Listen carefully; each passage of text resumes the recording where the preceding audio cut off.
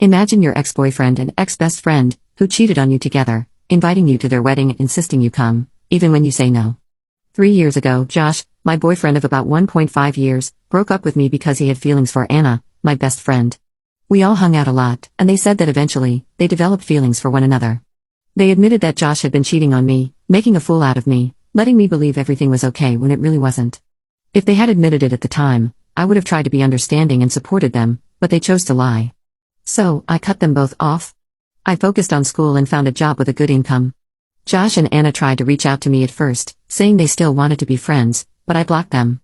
Now, I'm living in the town next to our hometown. I got a wonderful job opportunity, so I moved, but I liked that I was still close enough to visit my parents and other relatives. About a month ago, I heard about their wedding from a mutual friend. It didn't really bother me anymore, so I just went on with my life. A week ago, I received a message from Anna telling me that she and Josh were getting married and that they would like me to be part of the wedding party. I replied, "Congratulations, but no thank you." I had no feelings for Josh anymore and I'm even seeing someone else, but I don't want to celebrate the wedding of two people who betrayed me. They were insistent. Josh also messaged me from a different number. Some of my friends even tried to convince me to come to the wedding. I firmly said no. Even my mom called, asking if I was going, and when I said no, she sounded disappointed but didn't push it. This is all just quite weird to me.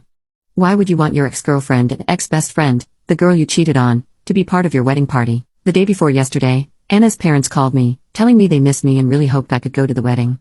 I firmly said I would not be going. Her mom berated me, saying I should let bygones be bygones and that I should be happy for her daughter. I asked her, if I had cheated with Anna's boyfriend and then invited her to my wedding, would she convince Anna to go? She had no answer to this, and I hung up. This is getting out of hand because I'm receiving 20 to 30 calls and texts daily from their friends and family about this wedding. Any advice on how to handle this? Also, any insights on why they want me to go to their wedding? I don't think it's normal for them to be this insistent. Update 1. So here we are, with Josh and Anna about to tie the knot this weekend, and things have only gotten weirder. I thought ignoring them would do the trick, but now they're dragging everyone and their dog into this mess.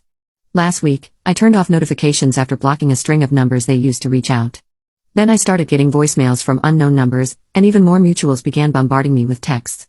They're all saying the same thing: I should let bygones be bygones, show up to support them, and somehow play along in this theater of forgiveness. It's like they've all been brainwashed into thinking my presence is the missing ingredient for the perfect wedding. The kicker? Apparently, Anna's mom told people I'd already RSVP'd, so now there's this "oh, she's definitely coming" narrative floating around, which only adds pressure every time someone reaches out. Yesterday, I even got a call from my old boss, not a close friend, mind you, just someone who happened to know Josh's family. He said Anna had reached out to him personally, asking him to talk sense into me like I was some rebellious teenager refusing to attend family dinner. He mentioned something about forgiveness being freeing and how, at the end of the day, I'd be glad I went. I almost laughed, imagining the mental gymnastics Josh and Anna are going through to recruit people to convince me. How much effort do they think I'll put into their fairy tale, especially considering how they wrecked mine? Still, the relentlessness of their pursuit leaves me uneasy, like there's something they're not telling me. Then came the moment that left me actually speechless. A couple of days ago, Josh's mom showed up at my apartment. Now, this woman has always been one of those let's get real types, but I didn't expect her to land on my doorstep basically pleading for her son. She started by apologizing for all the trouble, then launched into a speech about bridging the gap for Josh and Anna's future. According to her, Anna's been an emotional wreck over this and has convinced herself that I'm holding a grudge that will somehow ruin their wedding and their marriage. The whole bad luck narrative has apparently grown legs, and now they believe I'm the final piece they need to kick off their happy life together. Josh's mom actually suggested, brace yourself, that I attend to cleanse the energy. Yeah, cleanse the energy. I was torn between laughing and slamming the door. She was dead serious, though, saying Anna was beside herself with worry and that Josh was scared their marriage would be doomed if I wasn't there to forgive them, like I'm some kind of mystical blessing fairy who can absolve all their guilt by showing up. It's surreal, really. For them, cheating, lying, and making a fool out of me is all swept under the rug, but my absence at their wedding would apparently be the fatal curse. But this is where it gets even weirder. Just as I thought the conversation was winding down, she dropped this little gem. Apparently, Anna and Josh are going through a rough patch, and they believe it's karma. Anna, in her infinite wisdom, thinks that my bitterness is why their relationship is hitting roadblocks and why she's been feeling unwell during the wedding planning process. This is where I almost lost it. She thinks my bitterness is affecting her health. Really? I haven't spoken a word to either of them since I cut them off. In fact, I'd say I've been extremely accommodating considering the circumstances. I could have exposed them to our mutual friends, sent messages calling them out, but I didn't. Instead, I moved on, made a life for myself, and let them enjoy their little drama in peace. But now I'm the villain because I refuse to let go and bless their marriage. It's like they've twisted reality to make me the issue instead of their own lack of integrity. So, I politely told Josh's mom to leave, though it was less polite than it sounds. I made it clear that I would not be attending, blessing, or cleansing anything. She tried to guilt-trip me one last time, saying Anna's pregnancy was putting her under stress and that this rift was weighing on her. I asked if maybe the stress was from guilt or from realizing actions have consequences. She didn't have an answer for that, and I ended up shutting the door on her after telling her, for what felt like the 100th time, that I would not be at the wedding. Now, you'd think that would be the end of it, right? Wrong. The next day, I got an envelope in the mail, this time from Anna, containing a formal invitation to the wedding. One of those fancy invites with embossed gold lettering and ribbons, and at the bottom, in her handwriting, she'd scrawled, "Please come. I need you there." There was no other explanation, no apology, nothing to suggest she was acknowledging how much she hurt me. Just that simple line, as if she'd somehow earned my support through sheer persistence. Update 2. I showed the invite to my current boyfriend, who suggested that maybe I should go just to close the chapter, but the thought of standing there, watching them smile and toast to their love story that was built on deceit, feels like torture. I don't want to play along in their self-constructed fairy tale, validating their relationship as if they didn't step over me to get there. Still, the part that haunts me is how desperate they are for my approval. Why does it matter so much to them? I mean, if they're so certain of their love, why does my attendance feel like the deciding factor? To make things even messier, I found out through a mutual friend that Josh has been telling people I'm bitter because I never moved on. Apparently, he's spreading this story that I'm still in love with him and can't bear to see him with someone else. It's laughable but also infuriating. I have a great relationship now, a steady job, and a life I actually enjoy. The idea that I'm still pining after him is so far from reality, yet it's the story he's pushing. Last night, I decided to write a message to both Josh and Anna just to set the record straight one last time. I said I wasn't coming to the wedding, that I hoped they'd be happy together, and that I genuinely had no hard feelings but couldn't be part of their day after everything that had happened. I also told them to stop contacting me and to stop spreading nonsense about me not being over it. I kept it short, straightforward, and as polite as I could manage. I was hoping that would be enough to close the book, but a mutual friend texted me this morning, saying that Anna had been crying all night and that Josh was furious, calling me selfish for refusing to support them. They're convinced I'm the reason they can't move forward happily. The friend said she thought I should just give in and go to avoid more drama, but that's not happening. I refuse to become the scapegoat in their warped version of reality. Now, with the wedding only a few days away, I'm seriously considering leaving town until this whole thing blows over. I don't know what they'll try next, but I've had enough of being their emotional punching bag. Update 2. Things have gone from bizarre to outright surreal. My no is apparently invisible ink to Josh and Anna, who have only intensified their efforts. With the wedding looming, they're in full panic mode, reaching out through new channels and managing to turn this entire ordeal into some sort of public spectacle. Every time I think they're done, they find another way to drag me back in. And this time, they hit a new low. Yesterday, I was out grocery shopping, minding my own business, when I bumped into an old mutual friend, Sarah. Now, Sarah and I haven't talked much since the breakup drama, so seeing her was already awkward enough, but instead of the usual "how have you been" small talk, she jumped right into it, saying, "I can't believe you're not coming to the wedding." Josh and Anna are heartbroken. Heartbroken, really? I rolled my eyes and tried to steer the conversation away, but she wasn't having it.